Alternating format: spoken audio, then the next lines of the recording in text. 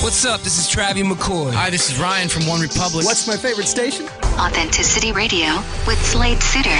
I tune in to you. The best of the best of the best. Just waking up in the morning and to be well. Quite honest with you, I ain't really sleep well. You ever feel like your train of thought's been derailed? That's when you press on, lean in. Half the population just waiting to see me fail. Yeah, right, you better off trying to freeze hell. Some of us do it for the females, and others do it for the retail. But I do it for the kids, life through the tower in on. Every time you fall, it's only making your chin strong. And I'll be in your corner like Nick, baby, till the end of when you hear a song from that big lady. And now, your host, who has the hospitality of a fat and jolly innkeeper, Slade Suter. Thank you very much. This is Slade Suter broadcasting to you from Authenticity Radio Studios in Barcelona, Spain. Today, we have Stephan Meurisch. Is that right, Stephan? Quite, yeah. Meurisch. Hello. All right. Hello, Slade. Okay, I'll practice on this. Stephan Meurisch. Great. Yes, sounds good. Now, Stephan, you are another walker. That's true, yeah. Or technically, you're not a walker. I guess that's kind of lame. You're a trekker. Yeah, right now I'm on a trail from Germany and I'm going to Tibet. And I'm talking to you from Istanbul. I reached Istanbul a few days ago. And for now, I'm traveling for 8 months from Germany to Istanbul. So this is a typical stroll of yours. You just get up, decide, hey, you know what? I'm going to go to Tibet. Kind of, yeah. 3 years ago, I walked. You come from Spain. This is cool. Maybe you know the Camino to Santiago de Compostela. Yes. Yes, and I did the Camino 3 years ago, and this was the point where I realized that I like to travel on foot. I really like it. Every day you meet great people, and you see the country where you walk through, and that's really nice.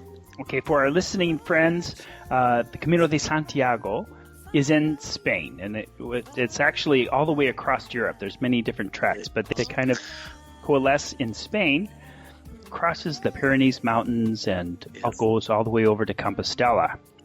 Yes, exactly. Okay, so you're walking for a while now. And That's true.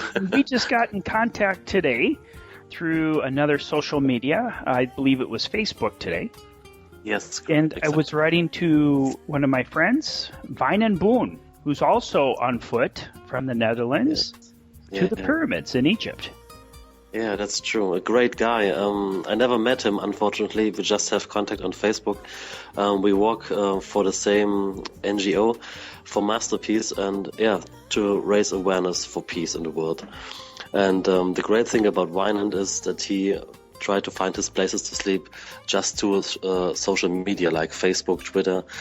And for me, I travel without money, so I just get up every day and pack my backpack, start walking. And when I get tired, I try to find a place to sleep, and just by asking people on the streets. And it worked very well. I never expected that it would work this good. I just used my tent for 7 times in over 8 months. And I never get hungry it's an amazing story so far. So you are able to speak a few languages? The good thing is when you travel on foot, you spend a lot of time in one country. For example, I spent 4 months in Romania, and you learn the language a bit after 4 months, yes. And so by the time you pass on to the next country, you're speaking Romanian? Yeah, a bit. I mean, now I'm in Turkey since 5 weeks, so I speak some words in Turkish. So, I have a lot of time to learn the language. And the good thing, most of the time I avoid hotels or places with other tourists. The most of the time I spend with citizens who live in the country, and usually they don't speak German or English, so I learn their language, and that's pretty awesome. And so how do you make contact? You just approach people on the street and say, hey, this is what I'm doing, and this is what I'm about? Kind of, yes. Most of the time I walk through very small villages, and everyone knows each other. And when I come into the village with my big backpack, they come to me and ask me, hey, where you want to go to? And come on, sit here. And you want to drink something, you want to eat something. And people are very, very friendly in small villages and very helpful. And they invite me to their homes and say, yeah, I can stay here for one day or for 2 nights. And yeah, it's amazing. I'll be a part of the family when they invite me in their houses. It's nice to see. Why in the world Tibet? Why do you want to walk to Tibet? I don't know. I've never been there. I just like to see this country, and it's a long journey. After I go to Camino 3 years ago, it was long enough. It was just 7 weeks, and I like to go for a longer way. So I just point on the map and I said, let's go to Tibet. And the cool thing is, I've never been to any of these countries I walk through now. So I've never been in Hungary, Romania, Bulgaria, Turkey, and all the next countries to come. I've never been there. And it's a great way to discover these countries on foot, because you have a lot of time to look around and meet the people in the country. And how have you been received so far by the citizens, by the people along the way? They are very friendly. Most of the time I go through small villages, and they come to me and ask me where I want to go with my backpack. And when I say I want to go to Tibet, they ask me where the hell is Tibet. They don't know.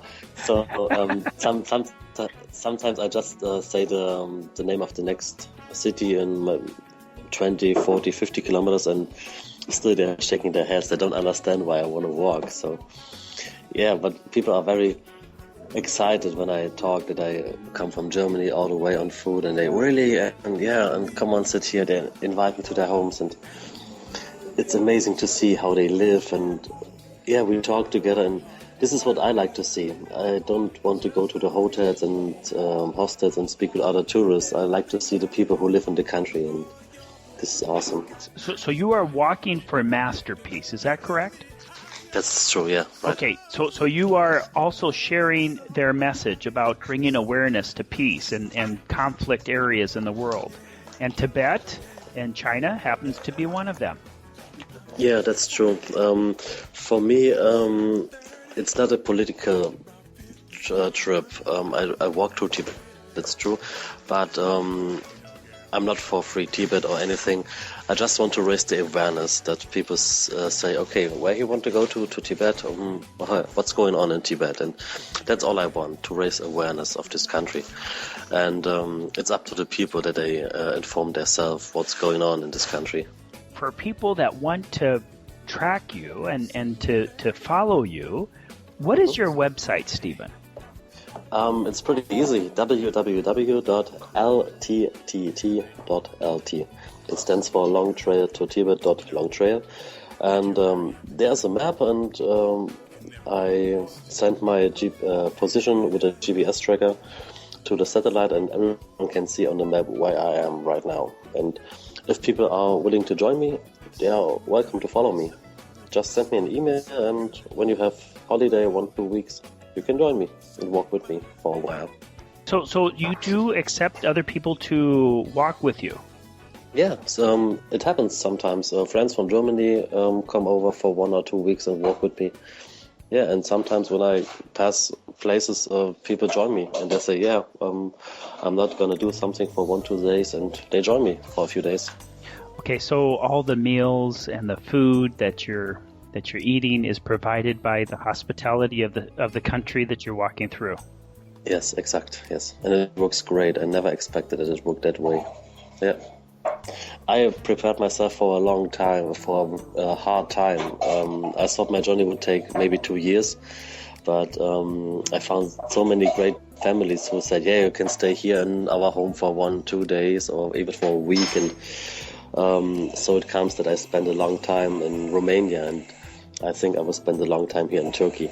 So for now, I think the journey will take at least 3 or 4 years. You are listening to a live interview with Stephan Meurisch. We'll be right back after this message. This is Authenticity Radio. Hey, I'm Talisa. The station's awesome. I love this station. I love this station.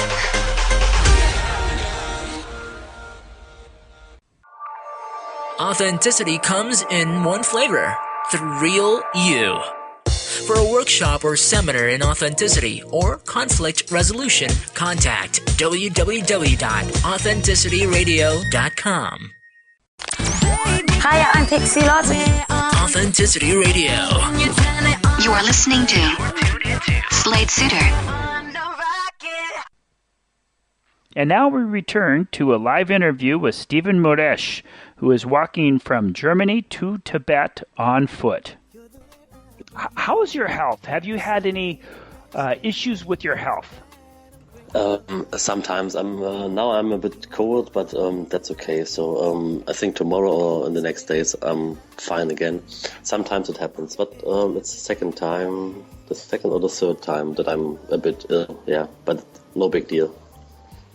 Are you planning on writing a book about your adventures? Right now I'm writing a blog, just in German so far. We're planning to translate it in English. I think there will be a book, in a few years.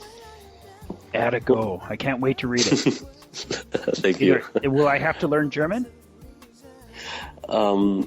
Google Translator is not that good, but you can try it to translate my German blog in English. It's fun. At least you can see the pictures. Okay, Stephan. What kind of schedule do you keep? Are you a fairly flexible person, or are you rigid? Do you get up at a certain time of day, and do you like to get walking at a certain time? No, I don't have a fixed schedule. And this is great because you can take the chances when they happen to you.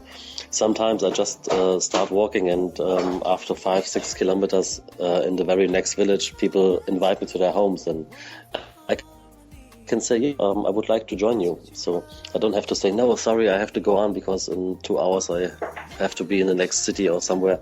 No, I just can take the chances when they show up. And that's amazing, yeah. I'm not in a hurry. Was it difficult for you at first to receive hospitality from other people that you do not know?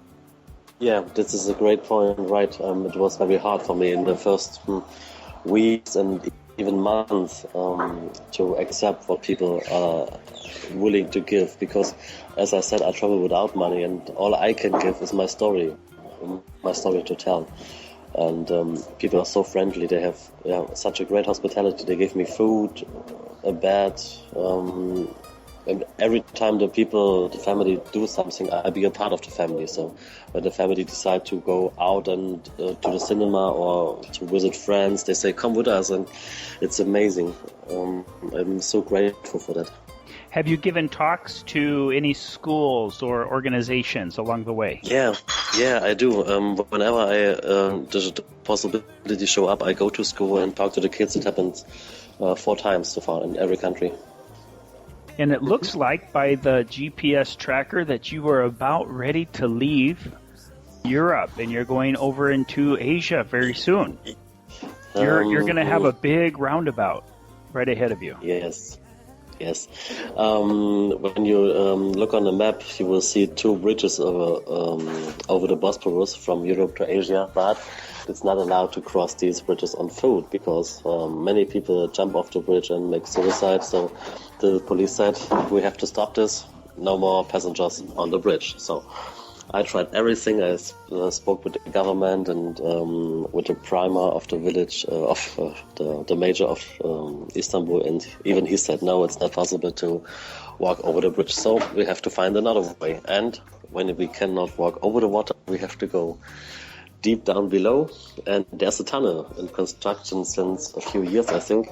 And I'm very glad to tell you that I found some friends who've been in contact with the engineer of the tunnel, and the engineer agreed that I can cross the tunnel tomorrow morning from Europe to Asia.